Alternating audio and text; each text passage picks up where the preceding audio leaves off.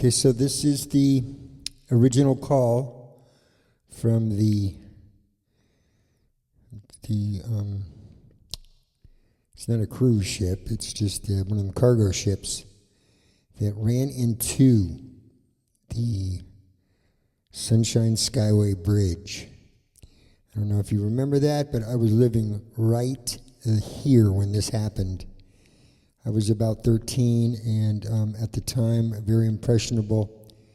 I remember, because it was so traumatic, the movies I was into was King Kong and Titanic, the original Titanic, that actually looks something like this, the black and white movie.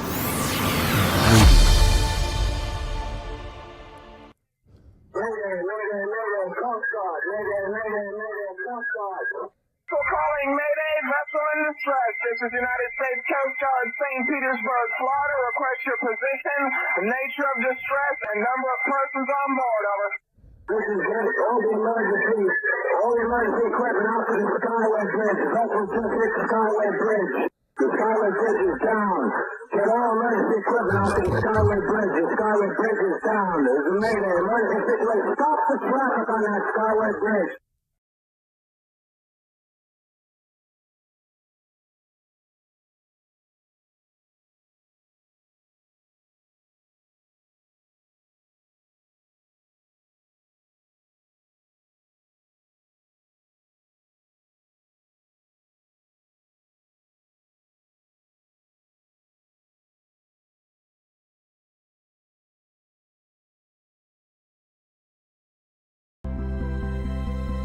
Now, this is the original Skyway Bridge. Okay, it had one span. Okay, so this part here was all concrete, and then in the center, it actually looked like a train bridge, because it was all metal. And we lived on this side of the bridge, and our relatives, our aunts and uncles, lived on that side of Bradenton. And right here on this side, or if you come over across the bridge on this side, over here to the left was a park called Fort DeSoto Park. That's where we were there every Sunday, especially in the summertime. We'd have picnics and go clamming, and my Uncle Don would bring his boat, and he would take us out one by one, out in the water here, right underneath this bridge. I remember looking straight up, and I could see because the car was driving by, because you could see through the metal. It wasn't closed off. It wasn't like a road. You couldn't see through this part, but in the middle where the channel was, where the ships would go through, as long as there wasn't no ships in there, you could just take your boat in there and drop your line and fish. And I remember whenever we used to go see them and go over over to Bradenton, we would drive up this part. We get to that metal part, and I remember driving over the metal part, looking over the window, and you could see straight down and see the water. This bridge was terrifying. I had so many nightmares from this bridge before this catastrophe. The original Sunshine Skyway Bridge opened on September 6, 1954. It was considered a marvel of engineering.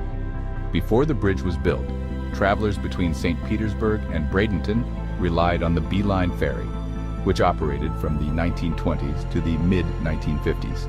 It connected Pinellas Point to Piney Point across Tampa Bay, taking about 50 minutes per crossing.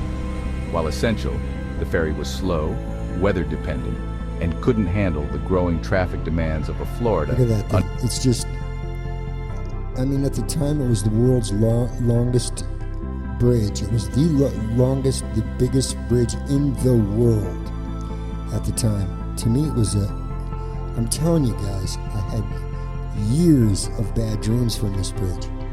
When they first built it, it was just the single span, and then soon after they built an exact replica of this span right next to it, and because right here it was just both lanes, two-lane traffic was on this one bridge, and there was just a little thin yellow painted stripe in between, and we were afraid of getting head-on collisions, you know, and it was very narrow. So they built another section, and then, you know, one side was for one way and the other side was coming back. But doesn't it look like a train track there in the middle? And this just sat on this Undergoing whole a center population boom. span. Government officials knew a columns permanent here. connection was becoming a necessity. Building a bridge posed major challenges: deep waters, high winds, and shipping traffic. The original Skyway Bridge was a cantilever style, a type of design that used large steel arms to support the roadway. It would span the mouth of Tampa Bay, linking St. Petersburg and Terracea in Manatee County. The total length of the crossing, including causeways, was over 15 miles, with the bridge itself stretching more than 5 miles. The main channel span was designed high enough to allow large freighters and tankers to pass underneath on their way to and from the port of Tampa. Its striking steel frame Look at that pitch. I mean, it's just like comes straight up. I remember my nightmare was we would hit the bridge, and as we would be driving up, it was such an incline to where we would fall over backwards like that. As soon as we got to the top, we would just fall over backwards. It was terrifying. rose sharply in the middle and became a defining visual landmark along Florida's west coast. Initially, the bridge had one two-lane span, and it operated as a toll bridge. As traffic increased during the 1960s and Florida's population boomed, a second parallel span was added in 1971. Now, the older 1954 span carried northbound traffic. The newer span carried southbound traffic. It would become a vital artery for commuters, truckers, tourists, and travelers passing through Florida's booming Gulf Coast. The MV Summit Venture was a 606-foot bulk cargo freighter built in 1976 by Kawasaki Heavy Industries at its Sakai shipyard in Japan. Registered under the Liberian flag, a common practice for international shipping vessels seeking looser regulatory oversight, the ship was operated by the Hong Kong-based Summit Shipping Company. Designed to transport large quantities of bulk commodities, such as phosphate, coal, and grain, the Summit Venture regularly sailed global trade routes, including frequent stops at Port Tampa Bay, one of the world's leading phosphate export hubs. On the morning of Also, Tampa was also the leading what in the world? Phosphate and cigars. It was a famous saying back then, you would have a Tampa? Meant, would you like a Tampa cigar? May 9th, 1980, the MV Summit Venture was inbound, headed to the port of Tampa, where it would take a load of phosphate fertilizer. In order to enter the mouth of Tampa Bay, the ship would need to make a quick stop to Egmont Key, where they would pick up a harbor pilot. A harbor pilot is an expert mariner who boards ships as they approach a port, takes the helm, and guides them safely to dock or anchor. Merchant shipping companies use pilots not only to meet state requirements, but also for their expert knowledge of local conditions, including tides, currents, underwater hazards, and port regulations. You got to remember, Florida is a cursed state, right? There's just so many bad things that happened right through Florida. Elvis had one of his last concerts in Florida. He left Florida, flew out. I think we had one more show, and then he died. Leonard Skinner, their plane crashed, leaving Florida. You got to remember, Miami is one of the 3 points of the Bermuda Triangle. So, I know this from growing up in Florida. It's a cursed state, let alone that the cops are crazy. At the helm that morning was Captain John Laro. That's what we used to call our lead singer in the band, Laro. So if you guys are listening, Chip, Mike, yeah, it's Laro steering the ship. A We're in seasoned trouble harbor now. pilot, very familiar with these shallow waterways of Tampa Bay. However, very quickly, visibility had dropped to near zero. Captain Laro So many followed times, I was in my Uncle Don's boat in those waters right there fishing, and I'm talking a little boat. You don't know how many times we almost sank. We would just go be bobbing up and down, and we would come up, and when we came down, the bow would come down, and just one of those little waves would come in the boat and almost sink us. I mean, now we could swim to the shore, it wasn't that far away. Very good swimmers we were, growing up in Florida. I could swim for miles. for procedures as he It's attempted to scary steer as the shit. barge through heavy wind and rain. He could tell the weather was only getting worse and visibility near zero. Laro That's what it looked navigated like, the too. Summit venture using radar and charts to stay within the narrow dredge shipping channel that snakes beneath the Skyway Bridge. However, this was no ordinary storm. He's screwed. Winds gusted past He's 60 screwed. miles per hour, and the torrential rain created a wall of gray so dense the bridge only You only have to move that ship 1 or 2 degrees to the left or to the right. That's all. Because once you start at 2 degrees, you know, every nautical foot that you move, you go off another degree. You know, you start off 2 degrees, a quarter mile, you're off, 30 degrees. So yeah, that wind only has to blow you just a degree or 2 off course, and you're screwed. minutes away, disappeared entirely from sight. By the time the bridge came into view, there was little Captain Pharaoh could do. What happened next would live in infamy. Look at that. I mean, it's just terrifying, isn't it? Look at that. Going up that, all the way to the center part. The center part is just, it's still scary to me, for me looking at that. It's just terrifying. At 7:38 a.m., the unthinkable happened. With a sickening crunch of steel and concrete, the Summit Venture's bow tore into one of the main support piers. In mere seconds, more than 1,200 feet of roadway collapsed into the churning bay below. Asphalt twisted like paper. Guardrails snapped. On board the ship, stunned silence. On the bridge, shock and disbelief. Okay, you see, that's the ship that hit it, and look at that's part of the Skyway Bridge on the bow. Okay, that's part of the center span there on the bow of the ship. Okay, now I don't know if you know what a channel is, but in these waters, a channel is like, if you can imagine, a ditch. Okay, in these waterways where these large ships sail in, or not sail, they cruise in. All right, so the bottom of the ocean of this waterway, it's not flat. It goes flat, up and down, and maybe 30, 40 feet. But where these boats sail through, it's a ditch underwater of like 80 feet. Okay, if you can imagine. So when these cars started driving off the bridge, okay, that's why no one survived. First of all, it was a 150-foot drop. It was like hitting concrete. So they just boomed. They would, if they didn't die on impact, they were knocked out. They couldn't, and the cars would just instantly sink. Well, the Greyhound bus that went in, what happened with the bus is it hit right on the side of the channel, and it was slowly sinking into the channel. Half of it was in the channel, but half of it was, was still. Here's what happened, guys. When this happened, 7:30 in the morning, I had just woke up. Exact same time. It was on every channel, every television. I just woke up. I flipped the TV on, and this is what I saw right here. Now the footage that I saw, because I was a local boy here, right there when it happened. They had news helicopters there on the scene within minutes. And I saw the Greyhound bus underwater. I saw people's hands on the windows trying to get out as the bus slowly sank into the channel. They had it on the 7:30 morning news right when it happened. They had it on the noon news. And I was telling everyone, make sure you watch the 5 o'clock news, because where do you see this Greyhound bus? You're never going to get this image out of your mind. And the tape was confiscated.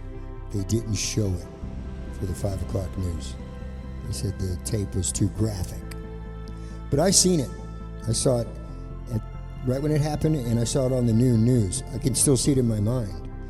People trying to lower these bus windows. I saw white palms on these windows, and large Greyhound bus, and I saw it slowly sink. There was a News Channel 10 or something, helicopter flying right above it, and just sat there till the thing just slowly eased into the channel. Now, the one guy that did die, they're going to say, or the one guy that lived, the only guy that lived that drove off the bridge, they're going to say because he came down with this section of the bridge that landed on the bow of the ship. So they're saying, so that broke his fall. No, what happened was, because I lived there. They had an interview with this guy for, every night for a month. What happened was he had just gotten brand new tires on his truck. So when this section of the bridge fell on the bow, what happened was his truck literally bounced like a rubber ball. It just went boing, and it hit the bow of the ship, and it bounced off the ship and into the water. So he wasn't rescued from this part here. He did end up in the water, but he got out. He kicked out his windshield, and he swam around to the side, and some of the crew from the Venture pulled him out of the water. Pilot Captain John Larrow stood helpless, his last-minute maneuvers swallowed by the storm's rage. The steel and concrete structure crumpled like straw as it plunged into the channel below. From above, the bridge seemed to have simply vanished, leaving a jagged cliff where roadway had once stretched high above the water. Just seconds after the collapse, unaware of the disaster that had just occurred ahead of them, several cars continued driving toward what they assumed was a solid road. One by one, vehicles drove off the shattered edge, plunging 150 feet into the water below. Yeah, they didn't know, right? They're in the center part up here. Right up here, like over there on the other side. They're just driving, thinking they're going to Bradenton. Look, the bridge is out, and they just drive off the bridge into instant death. And so did that bus, a Greyhound bus, a bus of like 30 people. Most devastating of them was the Greyhound bus, which had departed Miami hours earlier and was now headed to St. Petersburg. With 26 passengers and the driver aboard, it launched off the broken bridge like a missile. Witnesses later said it flipped in the air and hit the water nose first, bursting apart on impact. In all, 35 people would lose their lives that dark morning. Only one man survived the fall. Jesus. Wesley McIntyre, Yeah, I know, I've a seen it. 56-year-old Gulfport resident driving his Ford Courier pickup across the bridge. As fate would have it, when his truck dropped, it struck the bow of the Summit Venture. The impact likely slowed his fall. He broke through his windshield, swam to the ship, and was hauled aboard by the stunned crew, shaken, injured, but alive. Within minutes, emergency responders, Coast Guard crews, and helicopters scrambled to the scene. It very quickly became clear this mission would be that of recovery, not rescue. The vehicles had vanished beneath the surface of the 80-foot deep waters of the shipping channel. Only a few twisted car parts and scattered wreckage floated to the surface. News of the disaster spread quickly. The story of what occurred at the Skyway Bridge would become a national news story as the families and community of Tampa Bay reeled from the tragedy. The southbound span of the Skyway was destroyed and would never reopen again. The northbound span, completed in 1971, was temporarily converted to carry two-way traffic, a stopgap measure while plans were made for a replacement. An investigation by the National Transportation Safety Board later confirmed that Captain Larrow had done all he could.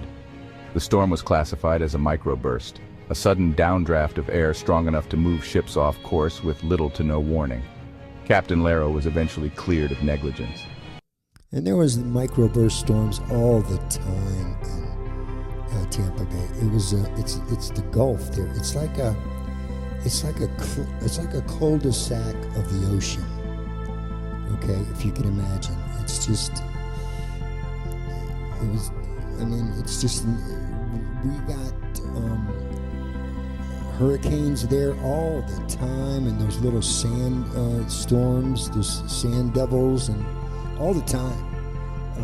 One almost picked me up one time when I was in Fort DeSoto, and so they would, those micro storms, they would hit with such a fierceness, blow a ship off course, or maybe blow your car off the road to where you pull over and you think it's the end of the world. And I'm telling you, by the time it hit, it was gone. It could hit in 30 seconds, and the other 30 seconds the sun is shining. Died in 2002, having spent much of his later years battling multiple sclerosis and public perception. That's the view I saw on the news, right there. Because see, the channel goes through here. This is the deepest part of the Tampa Bay. So the bus came off and fell down here and was laying this way. And I could see the hands in it because the helicopter was flying right above it. And it slowly sank down into the channel. Now they did show the bus a second ago because they pulled all the cars and everything out along with the bodies. And then for the longest time before they built the next bridge, they wanted to leave this here. They wanted to make this side a fishing pier. And everybody was like, no, we're not going to let you fish off it. People died there. And then they're not showing the other end here. Look how much is missing. But where the bridge, what's left of it, where it continues over here, Evel Knievel wanted to jump this gap. He commissioned Tampa Bay, hey, can I pay you? You bring a lot of public publicity, and I want to jump the span of the Skyway Bridge. And it, I don't know, it was up for discussion at one time, and I was in Evel Knievel at the time. I was like, yeah, let's see him do it, but he never did. The incident had been a wake-up call for infrastructure safety in the U.S. The disaster led to the immediate need for a safer replacement and prompted national changes in bridge design and maritime protection. These are the pylons for the new bridge standards. Construction of the new Skyway Bridge began in 1982. The bridge would feature a cable-stayed design, making it... Which took years. It was just the two-lane, one side of the Skyway for the longest time. They tore this down, this metal section, tore it all the way back down to about like this, down here. It was just this flat part here. And I believed for a short time they did allow fishing from there. Fishermen down in Florida, it's just best grouper fish in the world right here. If you've never had a grouper sandwich, they had restaurants called grouper restaurants just for that fish. And it's my favorite fish to this day. One of the first of its kind in the U.S. at the time. 21 steel cables fan out from each of the two. Look at this new bridge, huh? Look at this one. Now it's not as, straight up and down as this old rickety one. And we don't have a metal centerpiece. We've got these lovely gold suspension bands coming by. This was one of the world's first suspension bridges. And the reason that you have these suspension bands here is not because it looks pretty or here's the idea. We've got these two large columns here. The ships, you see them coming in the channel. Okay, that's the channel there. That's the deepest part of the Tampa Bay. It's like 80 feet. So they don't bottom out. Well, if a ship does come here and collide into one of these columns, what's going to happen is it's on these suspension. The bridge is suspended, so it'll just wiggle. It won't fall. That's the idea of the suspension bridge. And at nighttime, these gold suspenders, rope the cables, they light up. It's beautiful. Two concrete pylons, giving the bridge its distinctive profile. The bridge deck is 190 feet above the water, allowing larger ships to pass safely underneath. It would open for passenger use in 1987 to much fanfare. Over the course of its nearly 4-decade existence, the bridge has been widely celebrated for its aesthetic beauty, especially with its yellow cable stays designed to reflect Florida's sunshine. In 2005, the Travel Channel named the Sunshine Skyway Bridge as one of the top 10 bridges in the world. But along the bridge's approach stands a solemn reminder, a plaque bearing the names of the 35 victims who died that morning in May 1980. They were everyday people, commuters, tourists, mothers. The day before the brand new Sunshine Skyway Bridge opens, the day before, a shrimp boat, boom, hits one of the columns. I mean, hard, too. And they just said it was a good test because the shrimp boat sank and the bridge withheld. No problem. But that's the idea. If something runs into these columns, the bridge will just wobble. Or if you've got a hurricane coming through and then Florida idiots don't close the bridge, or people are still trying to drive around evacuating or something, the bridge is just going to wobble.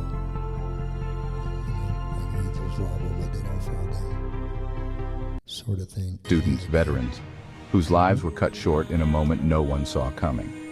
The event didn't just change how Florida builds bridges. It changed how the people of the Gulf Coast view the line between safety and death chaos, traps in the between world, routine maybe. and catastrophe.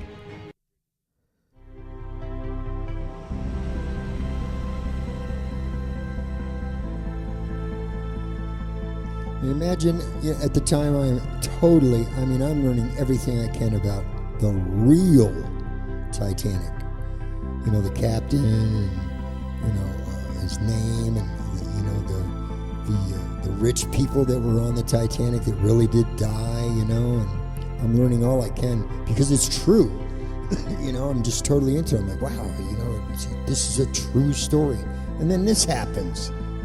It was unbelievable, man. I was like looking, my other favorite movie was King Kong. I'm like, now all I got to do is look for this huge gorilla. But I'm telling you, it looks like a death trap to me, man. I'm telling you. So many nightmares I had about this thing. And then it falls. And then there's the end of it. It's the Skyway Bridge as it is today. And then I just wanted to leave you with one picture that I did. Over here, I want to show you this. Check this out. Look at this.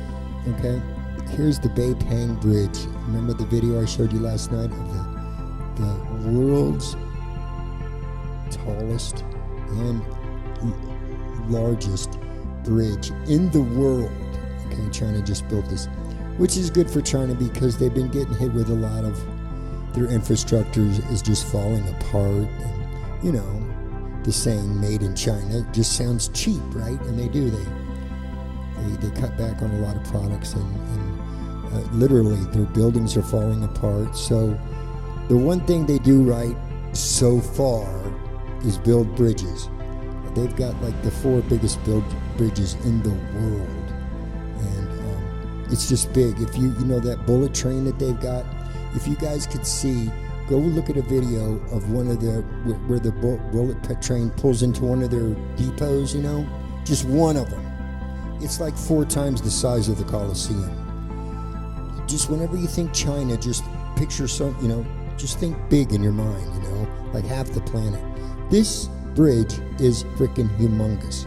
When they started, okay, let's say they put this pylon in here into this mountain and this one, and they're slowly, there's no bands here yet, they're slowly building the bridge. Well, when they get about to right here, okay, they're like, okay, how are we going to do this middle part? I mean, don't we got to have something on this side to like connect to? What they did is they took rockets and shot ropes across to the other side. It's just incredible, man, how they did this. It's just phenomenal. Just these columns are bigger than, the Empire State Building. Each column has enough concrete in it for 3 Eiffel Towers. There's 6 Eiffel Towers there. It's just, look how high it is. It's in the clouds. And why is it red? Because they wanted it to appear like a dragon in the clouds, a red dragon in the clouds. So, if you see this picture, we've got the Bay Pang Bridge from China, and then look, we've got the Skyway Bridge from Florida. Well, what do they have in common? Well, look, they are both what? suspension bridges. You see? The Beiping also has the suspension bridges with the cables.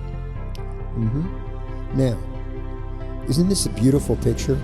I did this myself with my new MacBook Air with my M1 chip, color enhancing. Look at how beautiful of a picture I did with this. It's just incredible, man. Look at that. It's just phenomenal, man, what I could do with this Mac. I'm telling you, I love it.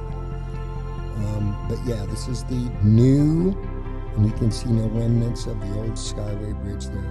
The new Sunshine, I don't know why they call it the Sunshine Skyway Bridge, but that technically is what it's called. And what are these little pads here? Of course, they're bumpers, so ships don't hit the frickin' bridge. But they weren't even there when the bridge opened up. And right here, the center span, the shrimp over. Gage. The day before the bridge was about to open. Can you imagine if it would have collapsed again before? Oh my God. And here's the Florida sky there. I mean, born and raised there. I've seen so much of this. I'm sick of it. And then this is just blows my mind, this freaking bridge here. They got an elevator over there in China that goes up to the side of a mountain. It's incredible, man. It's another real huge big thing. And this bridge here is, in fact, in Guinness as the largest bridge. Now, it's not the tallest bridge from here to here, or from here to here. The thing is, the water, the gully is so deep down here. The one in China, it's way down here, the water. So from the water to the road up here, it's the tallest bridge in the world. Plus, I mean, that span, just look at that. That is one, look at from here to here with just them. There's nothing holding that up, guys. There's nothing here, but there's nothing here either. You know, the center spans, you've got them reaching there to here. And this is the same premise. There's not going to be a ship that's going to come by and hit this pylon to where it's going to shake. But they've got major, typhoon winds and shit that are going to shake that bridge. But it's okay. It's on the suspension cable, so it'll just wobble. It'll be like a wibbly wobbly ride. But just a gorgeous picture of my bridges. Look at that. I love it. Yeah, that's today's holler, guys. My terrifying time growing up with this damn Skyway Bridge. And China's new Beiping Bridge. Just a phenomenal feat, huh? Mankind. Later.